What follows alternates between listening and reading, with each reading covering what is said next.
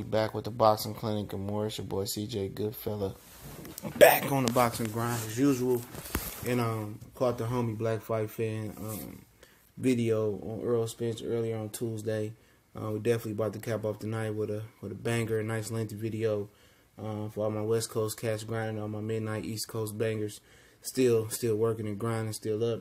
And the question is, will Errol Spence, would he consider and would he move up to 160 or catch weight to fight Canelo Alvarez if it seems that he can't get Danny and Shine or Keith Thurman, he can't complete that mission? Or if he does complete the mission in a Terence Crawford fight in the near future or a little bit down the line like 2020 that we expect, it doesn't come to fruition, it doesn't happen because whatever may be Al Haymon, Bob Arum, they had a spat over Stevenson and Alexander Gufic purse bid. So let's just say something happens where the Crawford fight doesn't happen. And would he consider moving up, before completing his dream of being undisputed, because he wants to be undisputed at 47 and 54. Would he move up to 160 or catch weight? Because remember in the past he did say he could come down to 160 because he said he walks around above 160. And would he consider doing it? And if the money is right, I think he'd do anything. And I think most people thinking Mikey and Errol, in Dallas Cowboy Stadium, which we did a live stream earlier on that. So you know how I feel that, I think Mikey pump faking, apparently he dug Gamboa. Some people say he dug Terence Crawford as well while he was with Top Rank, and he didn't want to finish his, he didn't want to fight those guys, and that's what was being said. I'm not saying that I 100% believe that, but his career, he hasn't really took on a tough competition, in my opinion, but it's still a lot of career left. But I don't see him going from fighting Broners and Roberts Jr.'s Olympiads to fighting Errol Spence, just a quick turnaround. I just, I just don't see that happening. And I think it's more along the lines Canelo and Errol Spence, because after Canelo fights Triple G, even if he rematches Triple G next May, okay, and they continue to keep the other black fighters on the outside at middleweight, and Derevchenko, if he beats Danny Jacobs, which it's a nice chance that he could beat Danny Jacobs, and that purse bid between Eddie Hearn and Lou DiBella is going down July 5th, Thursday, the day after the 4th of July. All right. So if that does, if things play out where he can't get Keith or Danny or Terence Crawford, whatever it may be, he can't get Terence or Keith, I think those are the big ones. I think he would consider moving up fighting Canelo Alvarez. Canelo Alvarez, he don't want to fight Danny, Andrade, and Derevchenko and Jamal Charlo. We know that. People keep saying that, he beat Charlo. Well, he dug both of the Charlos and Boo Boo at 154. That's an actual fact. He did do that. And we know Canelo loves cherry picking on junior welterweights and welterweights. And the only thing that may keep this fight from happening is Golden Boy's ambition to have Errol Spence sign with them or have options on his career, knowing that he's a promotional free agent. They thirst and lust for Errol Spence to join the gang Golden Boy. Would probably stop that. I believe that they might try to feed Jaime Munguia to Canelo Alvarez first, especially if Canelo Alvarez loses to Triple G, and gets knocked out or just loses to him, But with this new body physique for Canelo Alvarez, where he's slimmer, he's noticed to be slimmer. Those monsters, traps, and that big, hawkish back and hawkish arms, they gone, And I think, that might be a sign that he may be trying to come back down to Super Canelo or junior middleweight, because those cap pillars at 160 going to be waiting for him, after he fights Triple G. And he said recently he wants to retire at 35. That is what it is. I think, with him putting in work and turning pro at 16, I think he should be looking more of 32 or 30 years old or 31, somewhere in there.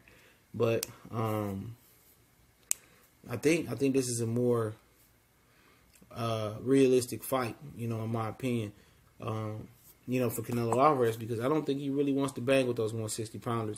And also the reason it's realistic, like Black Fight Fan brought up, Jerry Jones has interest and stake in Errol Spence now, and now he's affiliated with the Dallas Cowboys. Like him or not, I'm more of the not liking these current Cowboys. since the turn of the century.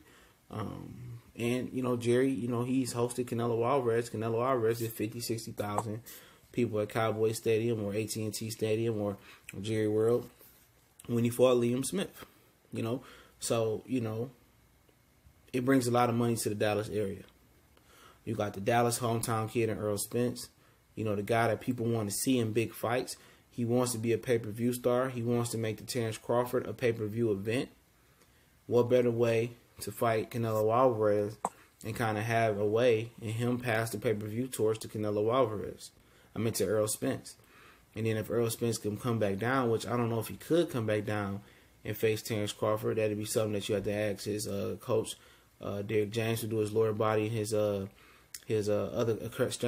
body strength and conditioning coach, Blu-ray, I think his name is. They had him on the Smoke City Mobcast as well, and that's tonight, Smoke City Mobcast at 9 p.m., or tomorrow, it might not have it because it's the 4th of July. My bad, I'm thinking today is Tuesday, but the Smoke City Mobcast with the LDBC gathers to talk about the state of boxing is Wednesday at 9 p.m. So if they do it tomorrow, I doubt it's the holiday, so, you want to enjoy your hot dogs and your ribs and stuff of that nature and your fireworks. But yeah, man, I think it makes sense, if he can come back down and face Terence Crawford, or if Terence Crawford can move up one more weight class at some point in his career, I think that's a smart route to go, But I just don't really see Crawford and Spence happening, especially if it lines up the way it lines up, and then we'll talk about the inside the ring stuff with Canelo and Errol Spence, okay? Especially if Errol Spence gets 3 belts and Crawford has 1 belt, why would it be a 50-50 split? Errol Spence has been beaten. The best the division has to offer, and Terence Crawford will be bottom feeding on Jose Benavidez, Adames, the Incas guy, and guys of that nature at the welterweight. And that's not a 50-50 fight. In all realistic, that's a 70-30 split. A dude bringing 3 belts, the 3 of the most prestigious belts, the 3 belts that used to equate to undisputed IBF, WBO, and WBC, because the WBO has never been part of a welterweight undisputed championship reign. And Crawford is bringing this rinky-dink Salvation Army WBO belt. In my opinion, that'd be 70-30. But like I said, Bob is already shooting for 50-50. His fighter don't deserve that. And people say, well, he's the pound-for-pound fighter. That's subjective. Pound-for-pound is nothing that you use in negotiations. That's hard. That's hard on paper. That's what people believe. That's what people think. Everybody's pound-for-pound list is different. But, to get technical in this fight, I've seen people on social media, Facebook to be exact, arguing who is a better body puncher, Canelo or Errol Spence. This fight will be interesting, man. It depends how Canelo Alvarez looks versus Gennady Golovkin. I've never held Canelo as a power puncher, but he's a calculated puncher that's very, very accurate. Punch placement is good, and when you good counter puncher, you hit a guy with a punch you don't see coming. That's how you knock him out. And Canelo is a slick, he's a slick fighter. Errol Spence is a guy that can box him on the back foot. A lot of people don't know. I heard his defense in the gym, they work on it. It's better than what people know when he needs to use it, but he really hasn't dug in his bag of tricks. And I think fighting Canelo Alvarez might make Errol Spence dig in his bag of tricks. But his jab is real sharp. His body work is good. And I think physically, if he moves up well, which I think he'll move up way better than Kell Brook, because his natural body, this is natural body shape. And, I just think he's going to be physically stronger. And his strength and conditioning coach, Derek James and Blu-ray, it's crazy. You know what I'm saying? And I think if he can move up, be stronger, I think his stamina, and I think, his punch placement and his energy level to get stronger through a fight, that'll be his advantage versus Canelo Alvarez. They both got good jabs. Canelo ain't towering over him. I think Errol might just be taller than Canelo Alvarez, actually. I think, it'll depend. People think Canelo will blow him out the water and knock him out, but I have never seen Canelo really knock out a real junior welterweight, a real super welterweight. You know what I'm saying? He couldn't knock out Chavez, which he was bigger at super middleweight, just above his middleweight limit. But like I said, he never been a monstrous puncher. You know what I'm saying?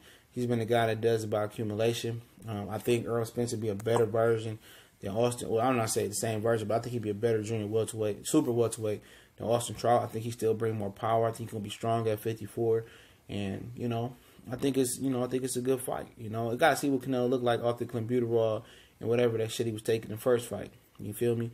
But I can see what people can edge Canelo, but I think Spence could get him. I have to look at the tape to be definitely definitive, but I think Spence can trash him in Dallas, and that's a tough fight to go to somebody else's backyard and beat him. Even though Canelo feels at home in Texas, but that's Errol area. I think it's a good fight. Most people act like Canelo is this invincible being. He's not. He was barely getting by and barely knocking on some of them junior and welterweights he fought. So if you like picking on welterweights and junior welterweights, go ahead and pick on Errol. But I think it's a good fight. I can't call it right now. Most people favorite Canelo, but him losing all that weight and getting off that issue that was in his butt, I don't know, man. Might have to favor Errol, but I ain't calling it right now. But this is Boxing Clinic and more. Don't forget, we're on Facebook, Instagram, Twitter. All those links in the description. Business email if you want to collab. You got a business partnership you want to holler at me about. Also, me, Cali Enigma, and Colossal Sports TV got the new college sports venture jumping off. S1210, College Sports Most Wanted, college football and basketball. We'll be talking. Go ahead and hit the subscribe. Hit subscribe to that channel. The link is in the description. Don't forget to subscribe and share the video. Hit the bell icon so you know we upload and go live. If you want to donate, PayPal links in the description. Happy 4th of July to all the brothers in the United States, and enjoy, and don't like Black Fight fans say, don't blow your finger off and do drunk driving. Y'all know what it is. We go.